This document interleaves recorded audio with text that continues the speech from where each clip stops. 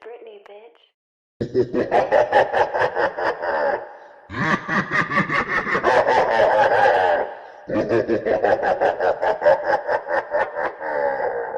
So as an update on this book, I started at page like 19 today on my lunch break, and then I ended on page 98. I have literally no idea how that happened. It just happened. I guess this is kind of a quick read for me, and I do like enjoy space. Maybe that's why I'm just like flying through this. But I think it's also because like half of it so far has been like transmissions between her and Earth, or her and the other spaceship. And basically, I don't want to like ruin what's going on so far, but so far, I'm gonna ruin it. I don't really give a shit. So far, just so we know, like it takes like between a year and like a year and a half for them to basically get messages to each other. So, when she gets a message, like it was in the past like a year ago they sent that message, but they talk every single day basically. It's super weird. So now that she can't talk to Earth anymore because basically war broke out on Earth as far as I understand, and she can no longer talk to her therapist on Earth because there's war. So now she's only talking between her and the captain or the commander of the other ship.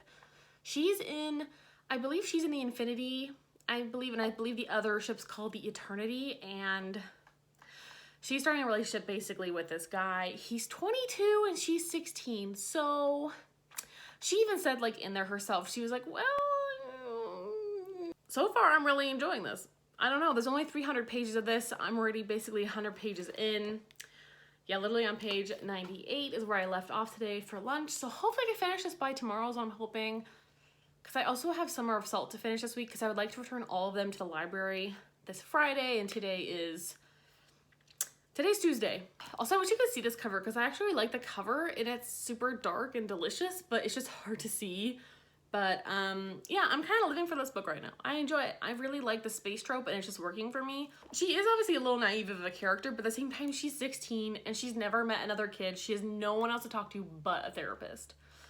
That kid would be socially awkward. I'm gonna tell you that right now. It doesn't matter if they have every podcast in the world and every YouTube video, which apparently she does, because that's how she stays entertained, obviously, is that, you know, they send her podcasts and like ebooks and whatever she can to get her hands on. I feel bad for this chick. I think it actually gets loneliness kind of right, by the way. I feel like that's a trope in so many books, but they just don't do it right justice. I think that this book is doing that for me, because if you really didn't have anybody, like the thought of seeing someone else in a year, which is counting down to a year till she's gonna get to see this new commander and this new ship, you would rightfully be very excited. And like they kind of get really close in their emails so far, their transmissions, which ordinarily be kind of weird. They're not like super close, but they're just trying to become pen pals, right? And I think that that's very accurate whenever you have literally no one else to talk to.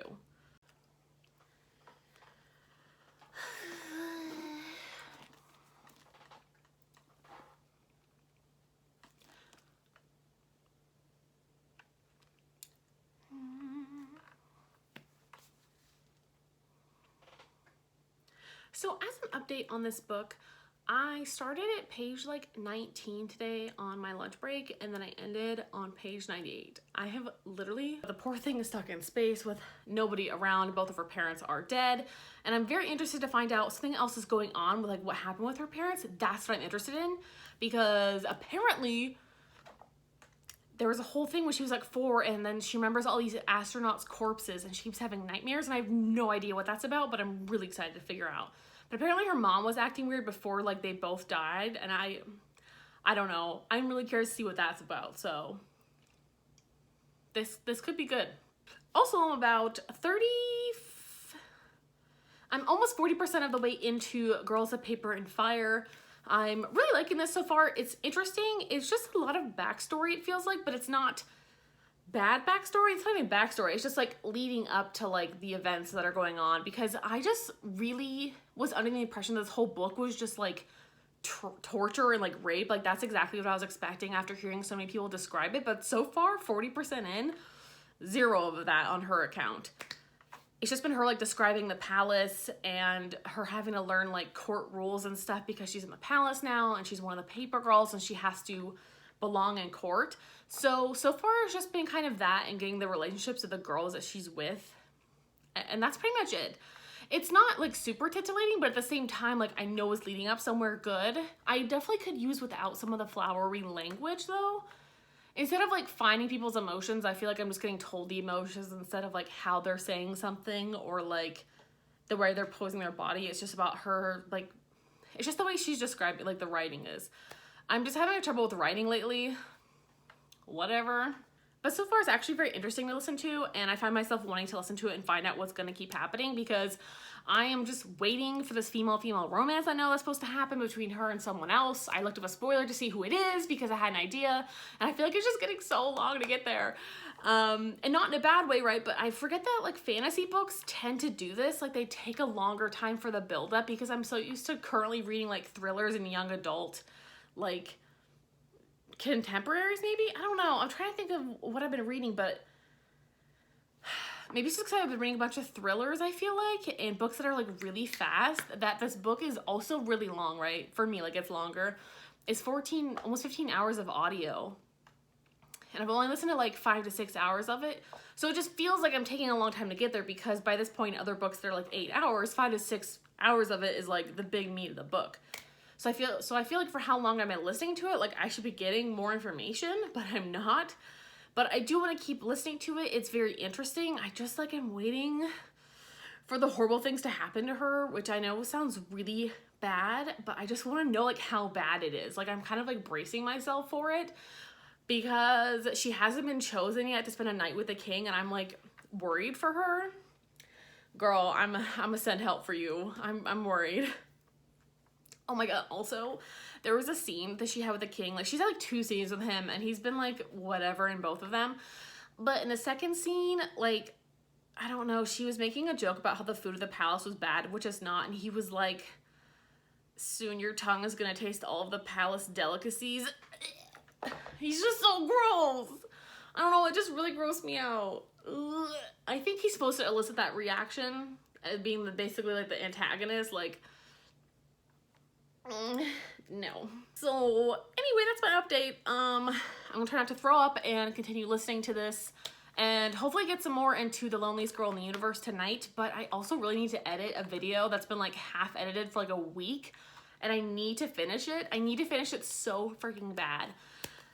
But we all know how life is. We all know I'm really bad at finishing my editing. I'm pretty good about filming the stuff. I'm usually a lot better about that and trying to get them all together, but like actually finishing all the editing, my brain is just not there all the time. It's not always that it takes like too much time, it's just the fact that it takes like a whole evening, and if most of the time I don't get off work early enough to do it now, so then I have to do it only on a weekend, and then the thought of spending an entire Saturday editing is just like really sad to me. Like sometimes I enjoy editing and it's like a thing for me, like all weekend I'll just do it. It's kind of like I get like in a mode. It's kind of like you get in the mood to do something. You're like, wow, I'm going to bake and bake and bake all weekend. And you're like, I want to bake for a month. That's kind of me with editing. It's kind of its own job. So I'm trying to get my content out to you as quickly as I can. I literally have like 3 whole videos to edit. Like everything is filmed and ready for them. I just have to edit them and send it out to get published to the world. So any apologies on the lateness of things or whatever. I'm so sorry. Okay, y'all, we're gonna catch up later. Hey, so I finished this book. I'm not gonna lie, this read like a little bit like a sci-fi thriller in a way. Like the last half of the book was like intense. Like I remember going to bed last night and I didn't want to finish it before I went to sleep because I was just, it was already really, really late. It was like almost midnight for me. That's late for me because I get up early. And I was a little bit worried about where it was going. I liked it. I really liked it. This could have been such a 5-star for me if like a few things were changed. I can't ruin like the big plot twist, but I wish it wasn't a plot twist. I think what I was originally thinking would have been more messed up because the motivation behind what actually happened was a little disbelieving in a way. I mean, I guess there are people out there that do things like that, but it just seemed a little weird. Anyway, I can't really spoil it. I actually would totally recommend this. Like, I just was not expecting some of the twists and turns. She definitely reads like a young adult character, so if you don't like young adult stuff and you don't like reading from a 16-year-old's perspective, I might pass. just because obviously she's never been around any of their kids, right? So she kind of has, you know, you think she'd be a little more actually like forward thinking because it's been her by herself, but she obviously seems to have like some serious anxiety about what happened, you know, regarding like her parents and stuff in the past and growing up on a spaceship all by herself basically. It's kind of anxiety inducing, and you can definitely see that. I actually think that anxiety was actually done pretty well in this book. I know it's not really talked about a whole lot, but I think it was actually, that's exactly what I think she has. I think she actually has like an anxiety disorder, and I think it's sad too because she barely has anyone to talk to like the whole time. Anyway, I actually really like this. Definitely gonna give it a 4-star. I wish there was like something between a 4-star and like a 5-star that like wasn't a 4.5 star. I don't know how else to explain that. There are just some books that like I don't really have like severe issues with, but at the same time, like I wish they would end a little bit differently / have different plot twists, but like the rest of it was really good. Like it had such a great storyline. I liked the characters and stuff. So I actually really like this. I'm kind of sad that it's over, but it was a really fast read. Like all of a sudden, like on my lunch, I literally finished like 100 pages. Like I looked up and it's like, where'd my time go? It's just one of those. So if you're looking for something that's like a really quick read, for like a readathon, totally pick this up. It's only like 303 pages, 305 pages anyway. Honestly, it was so quick to read this, and I feel like I barely spent any time reading this too, and it just like you fly through it. And I really like our character Romy, and it's just so interesting to see how like the dynamics change in this book. I feel like everyone needs to read this so we can talk about it. It's just one of those books for me. Like I feel like I need to discuss like what I think worked and didn't work, but there's spoilers to like completely what happens. Like I just So anyway, would recommend. Quick update on Girls of Paper and Fire. I'm 75% of the way through that book. I'm hoping to finish it by tomorrow and give you a final update on that. So far, it's actually really, really good.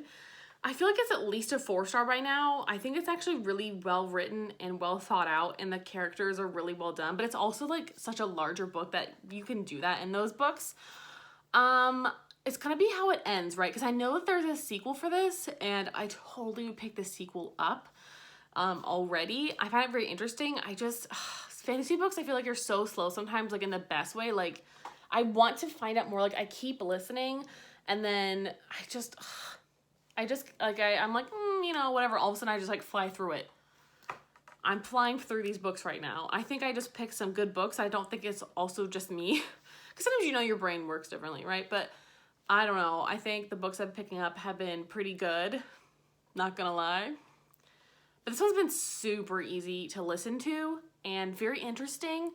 And it's not what I thought it was gonna be. Like every time I heard someone describe this, they described this book as like this terrible like onslaught of torture and rape. Like that's exactly how I thought it was going to be, so I always pushed it off because it literally sounded like they were stolen into the mountains by a monster and kept there. So I always imagine it in a cave, because I swear to God someone said like, a couple people said like caves or mountains, and they're in a palace.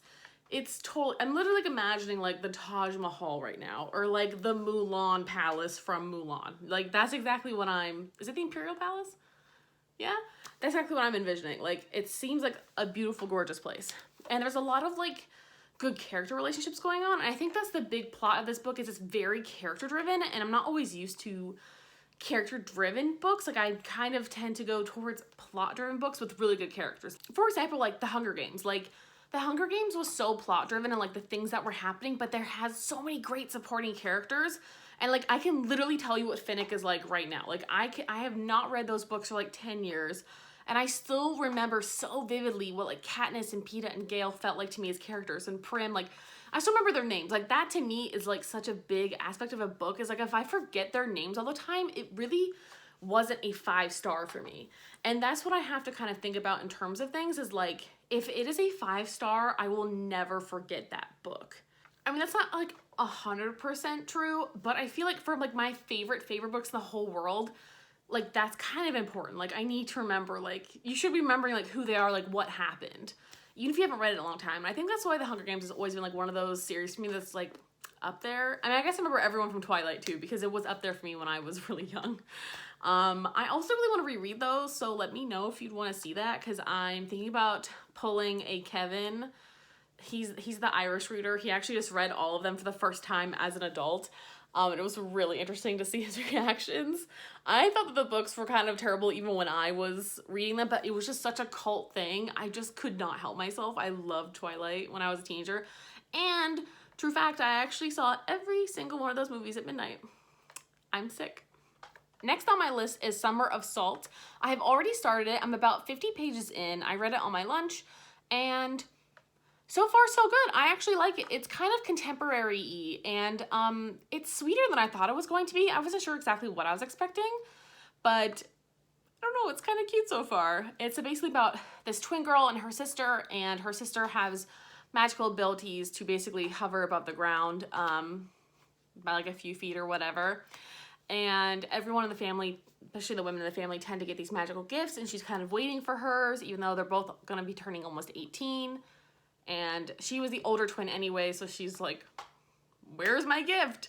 They help their mom basically run like an inn for this like island called, I think it's literally called By the Sea, which is really funny because it's also, I think, based off of the poem Annabel Lee by Edgar Allan Poe, which is one of my favorite poems as a child that I actually memorized. It's gross. So as soon as I was like reading it, because it was actually in the beginning here. Boop, boop, boop, boop. I love that poem. I love that poem. Yeah, so it's the island, and it's called By the Sea, which I think is just really funny. And people come there to watch a bird.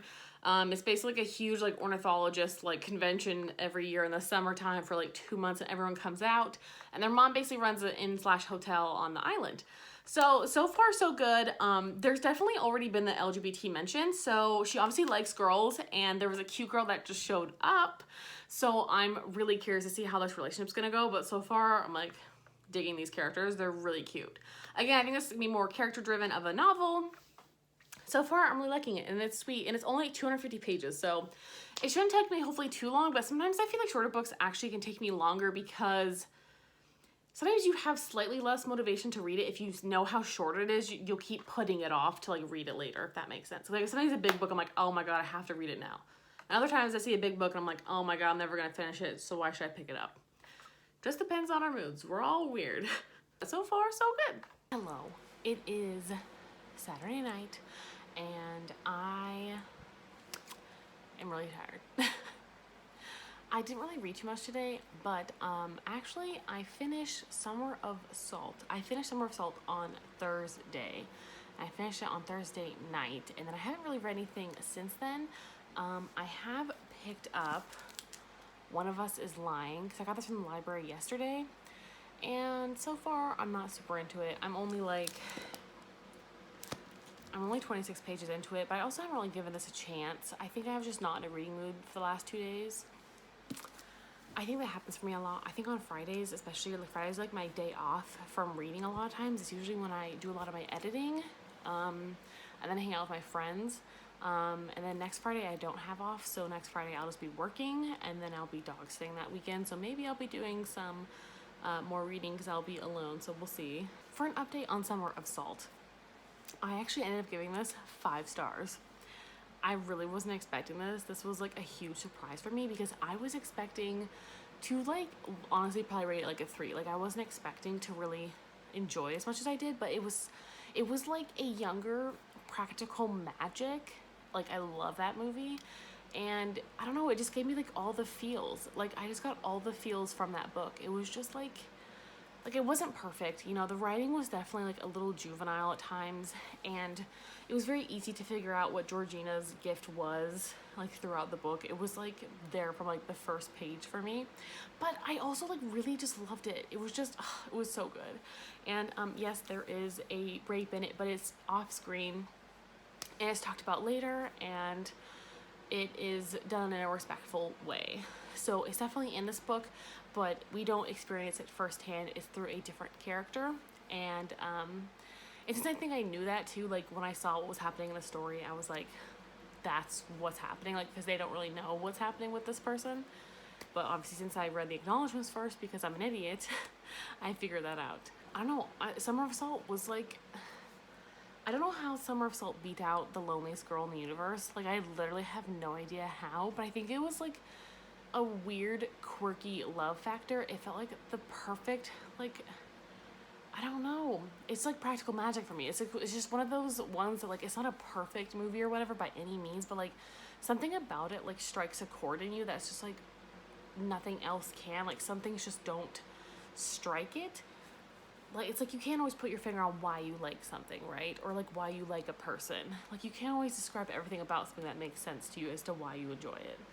But I can attest, like I thought it was actually really good. It is definitely young adult, for sure. The writing is definitely a little bit more childish, and I know a lot of people did not like that, but I didn't have like too big of a problem with it.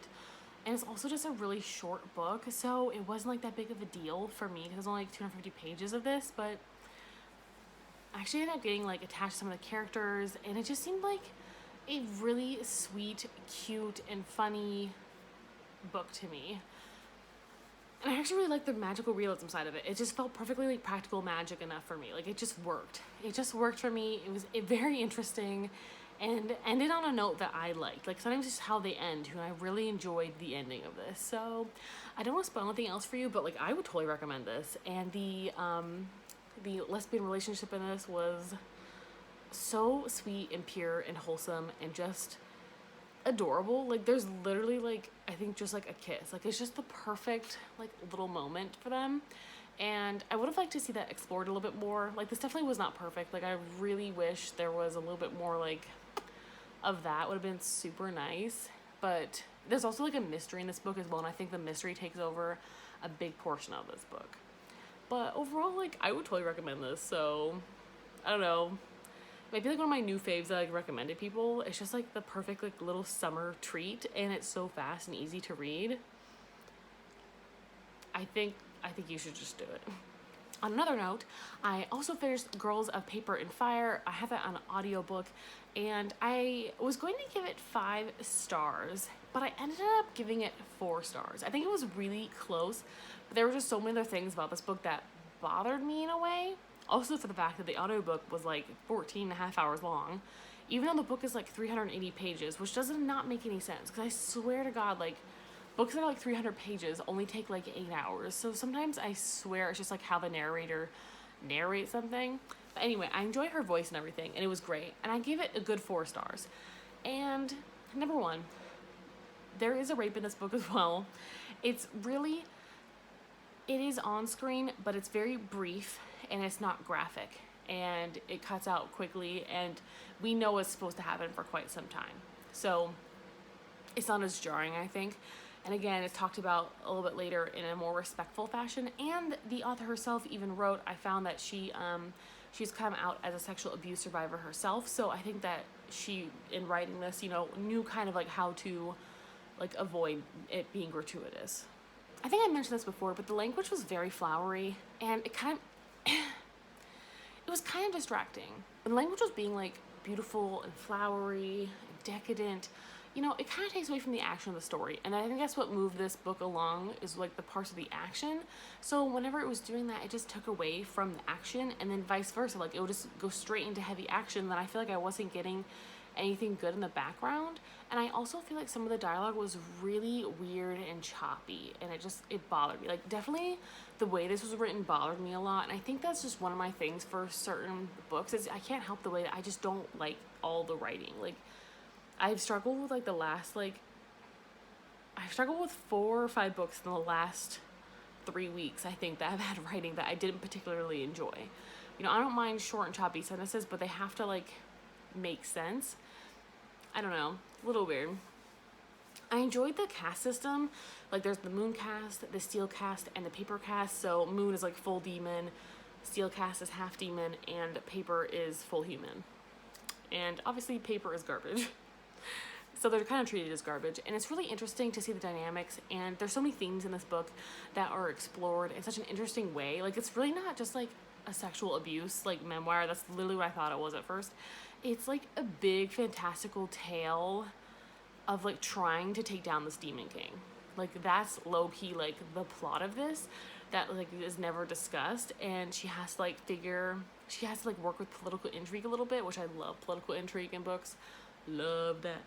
And that's kind of what she has to do, and she wants to take down a demon king, and it's just very, very interesting. And there's obviously going to be a sequel to it, and I know I enjoy something when I want to read the sequel, and I already put myself on hold for the sequel on audiobook.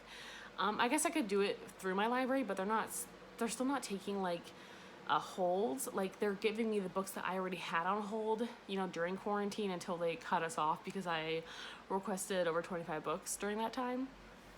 But now I can't request any more in the interim. Currently, I cannot request any more books physically, but through my app I can still obviously request audiobooks, so I already put myself on hold for the sequel, naturally. Hopefully I'll be able to request physical books again soon, but it's also kind of a good thing because I'm trying to work my way through all these physical books that I, as a crazy person, decided to request all at the same time. I'm still following up with the effects of that. So overall, I actually think this was a really good book, and I had a pretty good like reading week in terms of like my number ratings. In terms of enjoyment, I've actually really enjoyed like all the stories I've read for this so far. The Queen of Nothing honestly was like the biggest disappointment so far. I don't know. This one could also low-key be like a disappointment. I don't know. I know that the sequel is out for this, but now I'm like annoyed because now that I know that there's like a sequel, I don't really care. Which sounds weird, but especially for like mystery thrillers, it's so annoying sometimes when they like continue on with like a different story. For example, has anyone seen the show Riverdale? My point exactly. Sometimes I'm just annoyed with it happening over and over and over. Same thing with Pretty Little Liars, right? Like, I loved that show for so long, up to like, I think I've rewatched it up to 6 seasons again too, and like every time it's the same aspect of the show, I just like stop wanting to watch because I'm just tired of it. And I think that's the problem with mystery thrillers, is when they want to do sequels and stuff, like it has to be, I don't know, like I just feel like if you solve the murder, like who cares? Like, I know the sequel is like, oh, there's a new murder at school, and I'm like, I don't really care. This isn't 13 Reasons Why. Like, it's just, I'm not interested. I think I'm also just like not into this book so far, which is a shame because the writing and stuff is totally fine. I just don't know if I'm in the mood for reading. But I want to try and finish this because I have 2 more days left of my new 2-week challenge of reading young adult. Even though I really want to read one of the books I picked up from the library on Friday, other than this one, I think that's what's holding me back, because I really want to read that one. And sometimes you want to read another book, even though you have to read another book. It's hard. Anyway, I have to go to bed. I'm really fucking tired. So, I'm out. Bye. So, we have come to the conclusion of my 2-week young adult readathon. However, I have not finished this book yet. So, I still have less than 100 pages to go on this. I literally have almost like exactly 100 pages to go.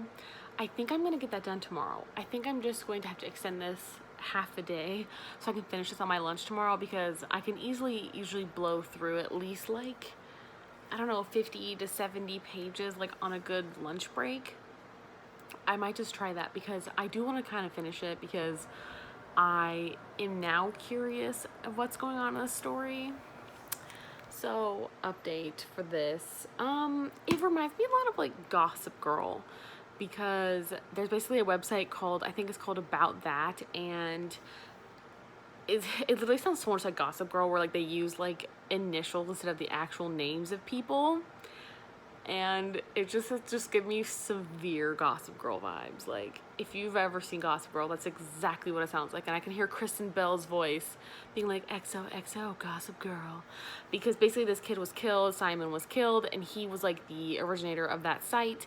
And for the 4 people that were framed for his murder, they all had queued up stories to come out later after he died.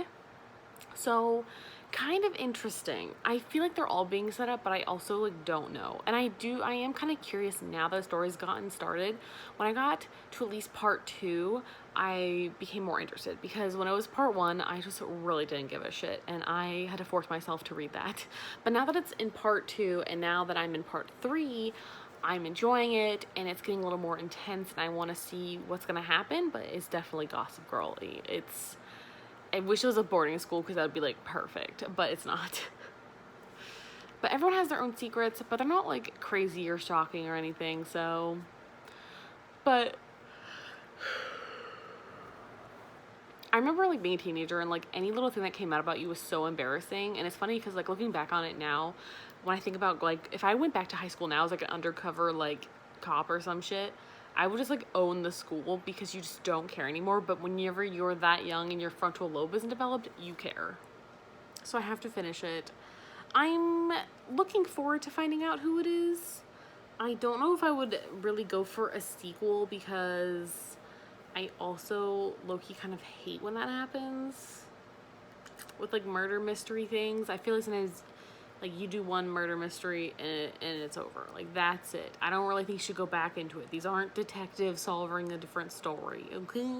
Yes, I know this is my homeless shirt. I don't care. It's just, it's a nostalgic family item that I cut up and I'm just gonna keep because it's comfortable and I don't care. And yes, I know I've been wearing my Chinese hair sticks constantly, but you know what? I like them a lot better than like normal hair bands because they don't hurt my hair as much actually. Like I feel like when I take them out, like you take out a hairband, like it pulls your hair and it freaking hurts. And I feel like it also creates like more knots. Like when I take this out, it just like unfurls perfectly and everything's like fine. So I've honestly been loving these. They're kind of perfect and I'm gonna link them down below. You just have to do it. They're really pretty and they're really nice quality and they're not like plastic. They're like a nice wood actually. They're really good. I love these. They're like my new obsession and I just put them in because I put my hair up in a bun a lot, especially because I just took a shower. I don't wash my hair every day. You put the hair up in a bun. And I feel like this just works so much better and it doesn't hurt as much at all. Like just having it in my hair, it doesn't feel like it's pulling as much too because I feel like the elastics really pull your hair and it hurts and like I just don't like that. All right, I'm not joking around. I'm gonna try and finish this. I might read a little bit more actually after this update. Might not. I might read another like 2 chapters, but after that I gotta go to bed because I had a really long Monday. Okay, bye.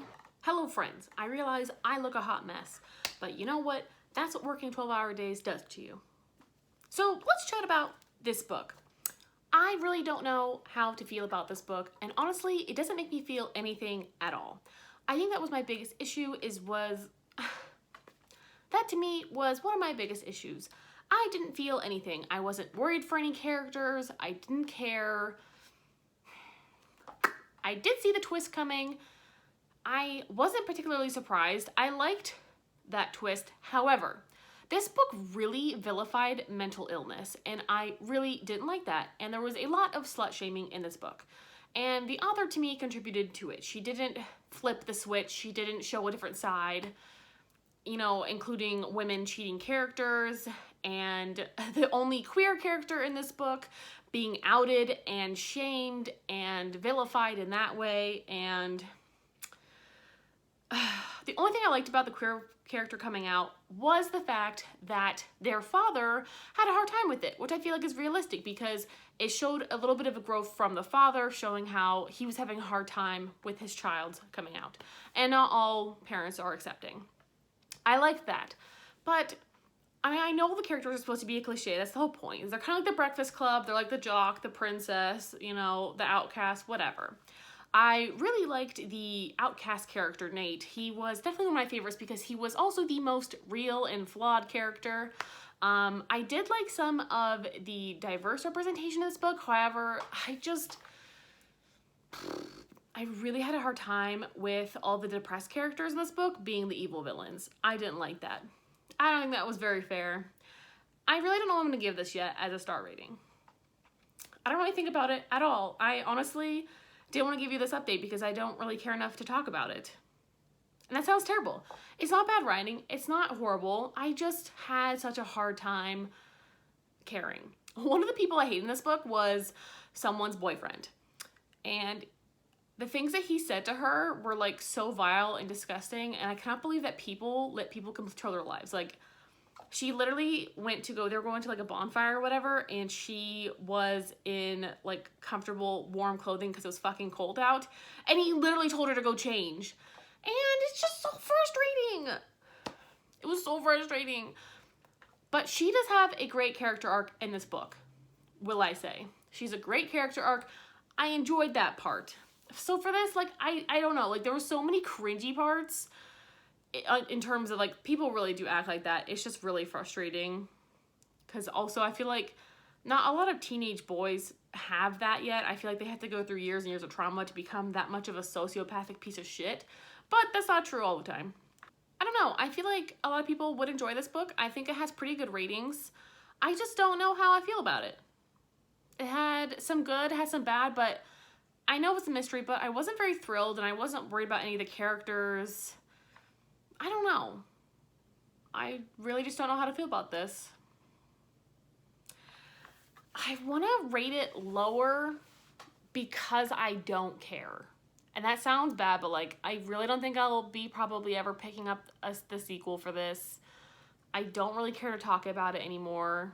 So I don't know. I don't know about this one.